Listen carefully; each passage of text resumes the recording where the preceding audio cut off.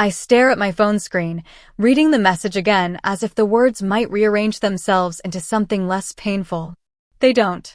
This year it's just Sarah's family. Hope you understand.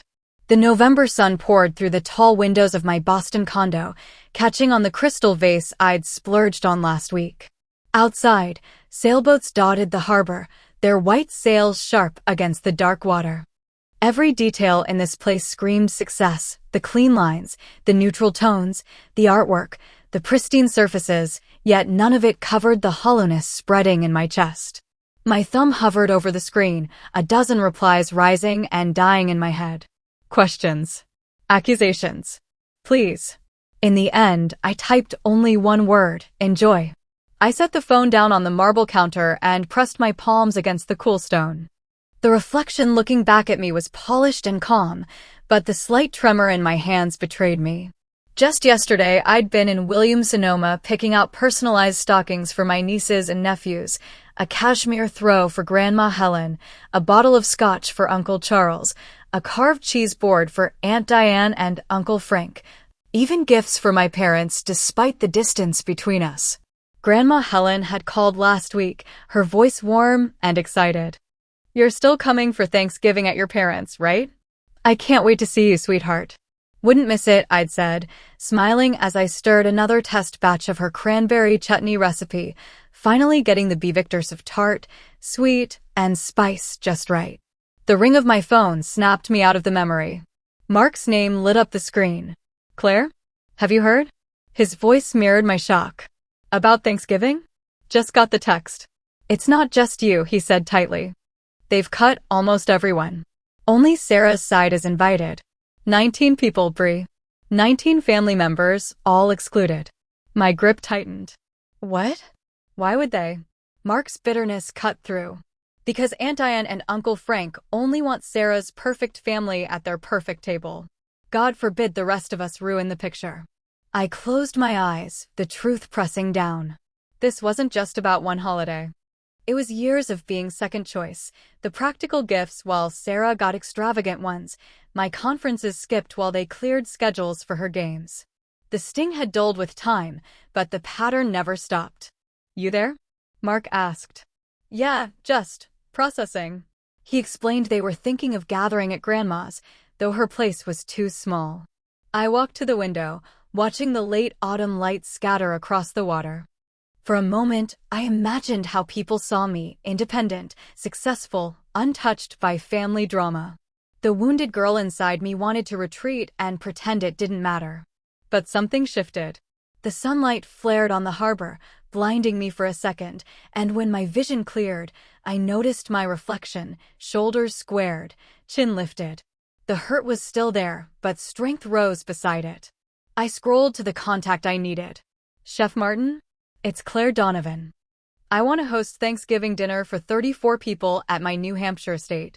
His voice carried surprise but respect. That's quite an undertaking on short notice, Miss Donovan. I know, I said, eyes flicking back to the cruel text on my screen. But it's time for a new tradition, one where everyone belongs. Hanging up, a calmness settled over me. They had made their choice, cutting me out without hesitation. Now I was making mine. And I had a feeling they'd regret it sooner than they thought. That evening, Boston's skyline glittered against the dark November sky as I unlocked my storage unit. Inside waited a decade of memories I'd kept sealed away like artifacts. The overhead light flickered before casting harsh shadows across boxes marked in my neat handwriting: high school, college, family photos.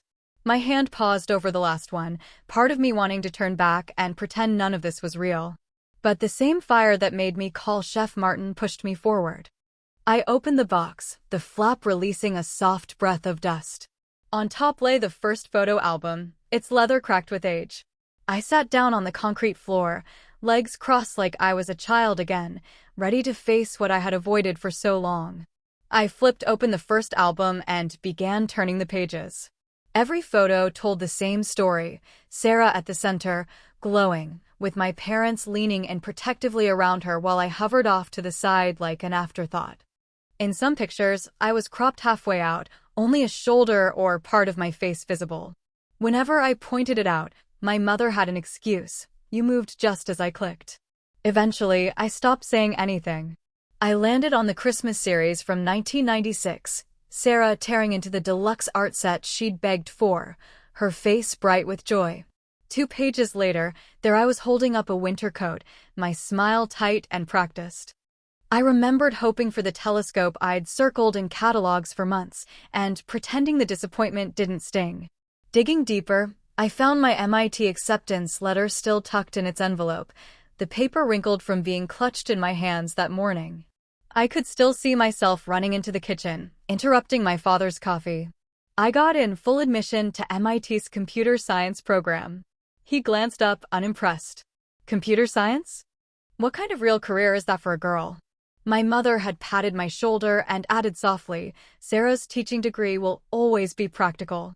That morning I had folded the letter, slipped it into my pocket, and cried alone in the park. Beneath the letter was a stack of pay stubs from the 3 jobs I worked through college, cafeteria mornings, library afternoons, freelance coding at night. My parents had refused to help with tuition, claiming money was tight, yet 6 months later they refinanced their house to pay for Sarah's lavish wedding. I'd only found out when my father mentioned the mortgage during dinner. Worth every penny. Every father dreams of giving his daughter her perfect day. I was their daughter too.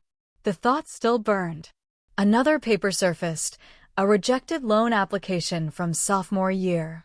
Without a cosigner with stronger credit, I can't approve this amount, the officer had told me. When I'd asked my parents to help, my mother had shaken her head. Borrowing money is irresponsible, Claire. Maybe take a semester off. Work more hours. I never took time off. I just worked until exhaustion became routine. My phone buzzed, jolting me. Grandma Helen's name flashed on the screen. I just heard, she said sharply. Diane claims they're keeping Thanksgiving small, but really they're cutting half the family out. It's fine, I replied oeracatically, the old phrase slipping out. It is not fine, she snapped back. It's been happening to you your whole life, and I should have spoken up years ago. Her words pressed against my chest like something solid, validation I'd never expected. I'm hosting instead, I told her, steady now. At the New Hampshire estate. Everyone's welcome. The house you bought last year? The one they all ignored your invitation to see? She asked. That's the one. Her voice softened. I'll be there with bells on, sweetheart, and I'll make sure everyone knows you're the one who saved Thanksgiving. After we hung up, texts poured in. Mark was spreading the word, cousins and uncles replying with excitement. Natalie, my assistant, had already arranged rides for relatives who couldn't drive. Chef Martin sent over a menu draft, traditional dishes, but elevated. I carefully repacked the memories, closing the box as if it held something fragile. Aracoro, I'd head north to prepare. The following day, I drove the winding path to the New Hampshire estate, bare maples stretching over the driveway against the gray November sky. The colonial revival mansion rose into view, brick walls weathered, white columns like sentinels, windows glinting like watchful eyes. $5. $8 million. That was the price I barely noticed when I signed the papers, another investment I never thought I'd live in. Victor, the caretaker, greeted me at the door with a weathered smile. Good timing, Miss Donovan. They're predicting snow next week. I checked the generator twice, just in case. Thank you, Victor. We'll have about 28 guests for Thanksgiving, I replied. Victor didn't flinch at my request. When should I have the rooms ready? He asked. I'll prepare them myself, I told him. I set lavender by Grandma Helen's bed, quilts for Uncle Charles and Aunt Teresa, baskets of toys for the kids, and 34 hand-lettered place cards. Running my finger across mine, I thought of where I'd sit at my parents' table, probably shoved to the end, if anywhere at all. In the dining room, sunlight poured through 14-foot windows as I placed my card at the head. Was this love or revenge? Both, and I didn't care. My mother's text buzzed. You're embarrassing the family. People are talking. The irony made me laugh. They cut me out without hesitation, and now they feared appearances. Victor returned, warning of a storm. I nodded, ordering extra blankets. After he left, I checked social media, Sarah's post at the top, so blessed to celebrate with true family. Real Thanksgiving. Family first. Heart emojis filled the comments. None for the 19 people they'd exiled. A voicemail blinked from my father. You're being dramatic. Should have talked to us instead of delete. The same man who skipped my graduation had no right to lecture me. Mark called. They're telling people not to come, calling you a show-off. My throat tightened. Are they canceling? The opposite. Grandma told Aunt Diane to pound sand. The image made me smile for the first time in days. I walked into my office, hand brushing the mahogany desk. 5 years ago, I'd worked from a corner in a cramped studio, grinding 16-hour days to build cybercore while everyone, even my father, told me to quit. The cybersecurity market is saturated. Get a real job, he'd sneered, before praising Sarah's promotion at a department store. I remembered the night my protocol caught $1 million breach no one else detected. By the end of that week, for new contracts. Within a year, acquisition offers. I sold Cybercore for $200 million. The day I called to share the news, my mother spent 15 minutes on Sarah's twins before hanging up. Now I stood in a house worth more than everything they owned combined. I was busy getting ready to welcome the family my parents had written off as not worth their time when the first delicate snowflakes started drifting down, just as the earliest guests pulled into the driveway. Cousin Hannah and her husband arrived in their modest sedan, their 3 kids tumbling out with squeals of excitement at the sight of the estate. Is this a castle?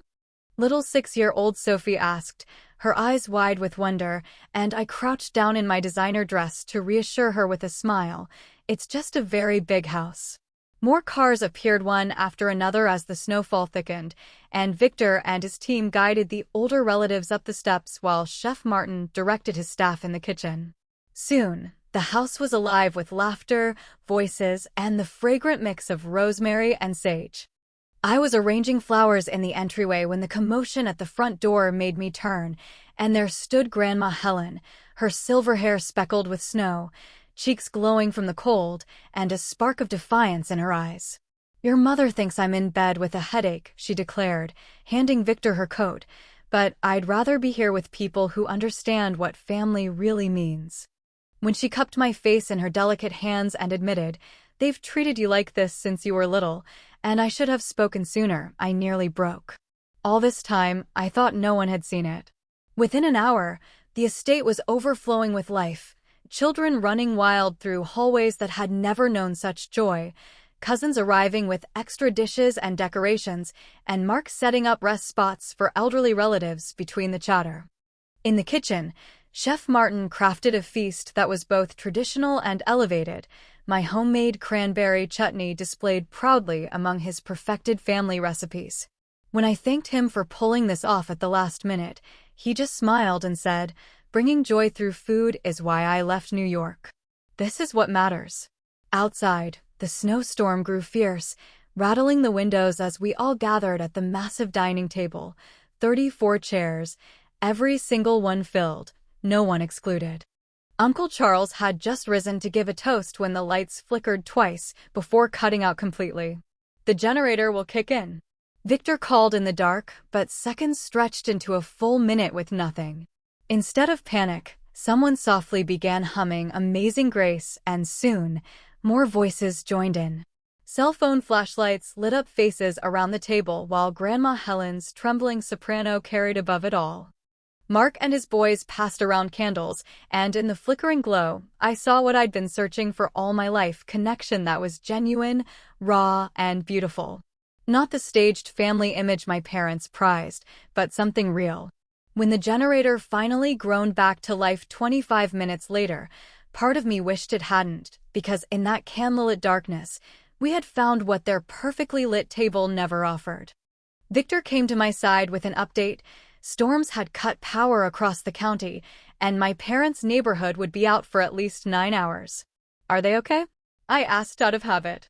Their generator's working, he said, but it's just the 6 of them in that big house while you've got 34 people here, warm and fed. Looking around at the faces of those my parents dismissed, I realized something powerful. They thought excluding me would break me, but instead, they handed me the push I needed to build something far better. The next morning, sunlight poured through the east-facing windows, turning the snow-covered grounds into glittering white as relatives lingered over coffee and pastries. My phone buzzed nonstop while I refilled Grandma Helen's cup. "Someone's popular today," she teased with a sparkle in her eye. Curious, I checked my notifications, dozens of social media alerts. Right at the top, my nephew Logan had posted, tagging Brianna Donovan, "Look at this amazing Thanksgiving we had." When I opened it, my breath caught. His photos captured everything, the feast stretching across my dining table, glowing candles, cousins laughing by the fireplace when the power cut out, the estate shining against the snowy night with every window radiating warmth. "Did you see Logan's post?" Hannah asked as she came down the stairs, showing me her phone. "It's going viral back home." Scrolling further, I found Mark's video of everyone singing by the fire and Aunt Janet's snapshot of the dessert table featuring Chef Martin's apple cranberry tart. Each post radiated joy, though Hannah pointed out quietly, "You're hardly in any of these." I just nodded. I didn't need to be, the gathering spoke for itself. That's when my phone rang, Hannah's brows shooting up when she saw the caller ID. "Sarah's husband," she whispered before stepping aside. "Hello, Charles," I answered, heading toward the kitchen. His voice was tight as he said, "I just wanted to say yesterday looked nice." "It was," I replied plainly. He hesitated, then added, "I accidentally tagged your parents on Logan's post, and Sarah's upset. Your mom called this morning." For times. People are asking questions. When we hung up, I went back to my feed, my heart racing with the ripple effect of what we had created. The truth unravels almost instantly. Charles's innocent comment, "Looks amazing, wish we could have been there too," tagged my parents, and suddenly their friends and church community discovered the Thanksgiving they hadn't been invited to. Within hours, the post spread beyond family. Neighbors chimed in with surprise, church members asked pointed questions, and then came the image that sealed it, a split-screen comparison. On one side, my table overflowing with 34 people, laughter and candlelight. On the other, my parents' stiff little circle of 6, including Sarah's family. The contrast was brutal. One looked alive, the other hollow. Grandma Helen joined me at the window, her eyes twinkling with satisfaction. "Your mother called me. Upset." She paused, her smile carrying decades of truths she'd held back. I told her it was the first time the family felt whole in years. My phone buzzed nonstop. Uncle Charles posted about the best Thanksgiving in memory. Cousins tagged each other with gratitude. Chef Martin uploaded professional shots of the feast, even tagging my company and praising the hostess. And then someone innocently asked the question everyone else was thinking, why weren't Claire's parents there? The silence under that comment said everything. By noon, my parents were calling. I let it go to voicemail 3 times before finally picking up.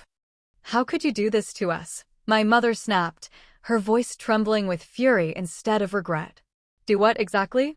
I asked calmly, watching fresh snowflakes spiral past the glass. "Throw an extravagant party just to make us look bad. You're showing off your money." A year ago, that accusation might have cut deep. Now, it barely touched me. "I only set another table because you told me I wasn't welcome at yours," I said evenly. She started to deny it, but my father's voice rumbled in the background. "Put him on speaker," I suggested. After some fumbling, his voice came through.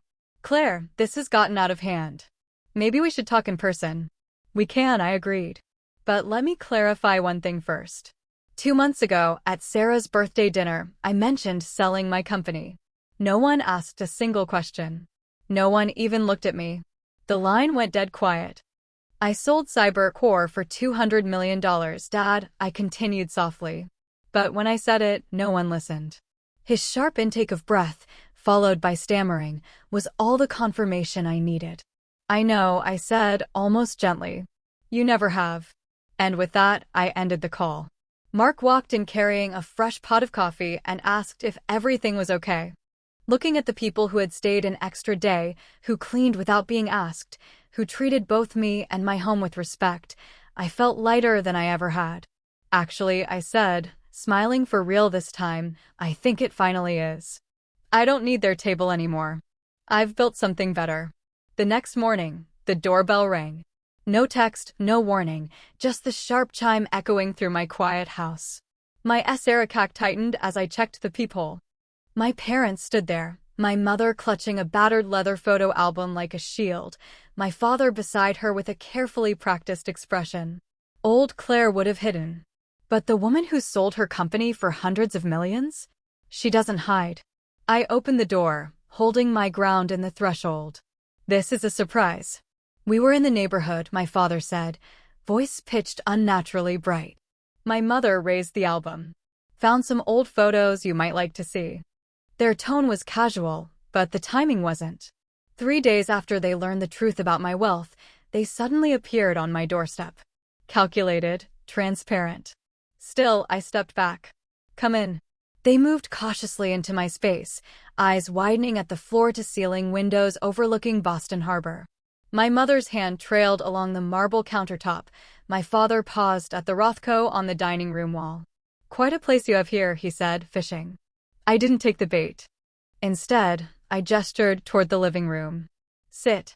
They perched on my white sofa, suddenly diminished against the backdrop of my life. My mother opened the photo album and flipped to a page. Remember this birthday? You were turning 9. In the picture, Sarah stood center stage, blowing out her candles, while I hovered half cut out at the edge of the frame. I remember, I said, my voice steady. That was the year you forgot my birthday 3 months later. Grandma Helen baked cupcakes to make up for it. Her smile faltered. That's not, it is, I interrupted, meeting her eyes. I have the journal entries. I return with a box labeled evidence, a collection I've built over years, not for revenge, but to remind myself I wasn't imagining the pattern. What's all this? My father asks. Documentation, I reply, laying out proof. My MIT acceptance letter, the one they skipped for Sarah's volleyball game. College bank statements showing 3 jobs I worked when they refused to co-sign my loans, the same year they refinanced the house for her wedding. I keep my tone measured, therapy teaching me not to accuse, just state facts. They exchange the silent look I've seen my whole life, weighing which excuse to choose. We should start fresh, my father offers. The past is the past. My mother adds, we're family, reaching for my hand. I don't take it. He leans closer, lowering his voice. You've done well. If you ever need financial advice, I know someone who works with high net worth clients. There it is, the real reason they came.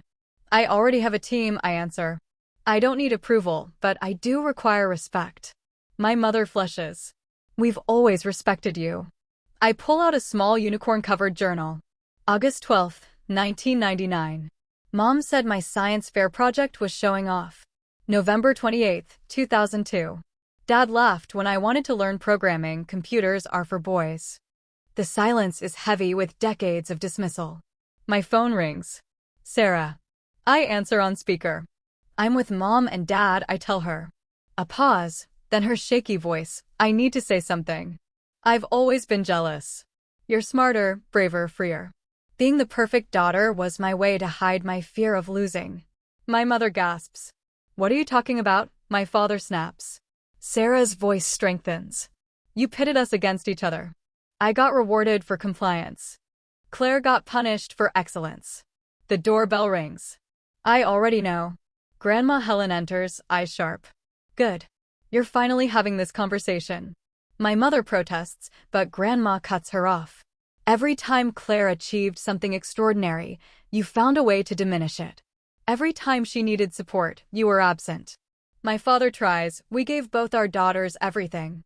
3 voices, mine, Sarah's, Grandma's, answer in unison. No. For the first time, my mother's mask cracks. Real tears slip down her face. I didn't realize. I didn't see. Not an apology, but the first fracture in a wall I've lived behind all my life. I don't move to comfort her. That girl is gone.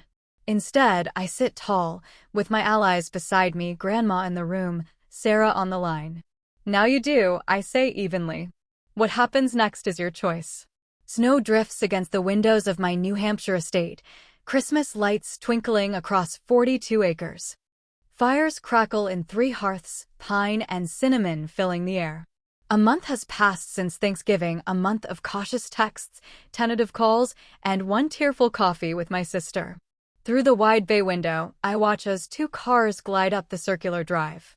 My parents step out of one slowly, their movements uncertain, while Sarah's family spills from the other, her husband Eric juggling their 3 kids as they race eagerly toward the front door. My fingers tighten around my coffee mug. This moment has arrived. When the bell rings, I answer it myself instead of letting Victor do it. My mother stands there holding a foil-covered dish, her eyes widening as she takes in the grand foyer with its soaring ceiling and sweeping spiral staircase. "Welcome," I say, stepping back to let them in. The children rush past me, squealing at the sight of the 15-foot Christmas tree towering in the great room. Mom extends the dish like an offering. "We brought sweet potato casserole," she says. I accept it with a smile that feels only slightly practiced. Perfect. The kitchen's this way. At first, conversation is halting, but the tension slowly melts as everyone finds their rhythm, the children's laughter filling spaces where silence once lived. Later in the kitchen, it's just me and Mom. Without being asked, she pushes up her sleeves and starts plating appetizers beside me. No orders, no criticism, just quiet help. "Your home is beautiful," she murmurs, her voice softer than I've ever heard. "I never really understood what you built." I meet her eyes and answer simply, "Thank you for coming." In the dining room, Chef Martin has prepared a masterpiece. The long mahogany table glows beneath crystal chandeliers, each setting personalized, no seat placed at the head, our circular arrangement ensuring everyone belongs equally. Dad hesitates before sitting, then clears his throat. "Before we eat, I want to say something. To learning from our mistakes." Glasses rise, voices echo agreement. When I glance up, Mom's hand rests lightly on my shoulder, so tentative it feels like it might drift away. After dinner, Sarah finds me near the tree, its colored lights dancing across her face. "Thank you," she whispers, "for giving the kids their whole family." My phone buzzes, Mark's text reads, "Proud of you for giving them a second chance." I smile, looking around. Chef Martin laughs with my uncles. Victor helps Grandma Helen with dessert like he's part of us now, and even the staff I insisted join instead of serving alone mingle happily with relatives. When the final toast comes, Mom stands, her voice trembling but steadying as she says, "To new beginnings and to our extraordinary daughter." Later, with snow falling gently outside, I linger in the doorway watching the scene, children asleep in laps, adults swapping stories, laughter weaving through the air. Warmth spreads in my chest with the simple truth: family isn't just blood, it's the people who truly value you. Being turned away from their table gave me the push to create my own, one where everyone has a place. And next Thanksgiving, I'll make it even bigger. Because everyone deserves a seat.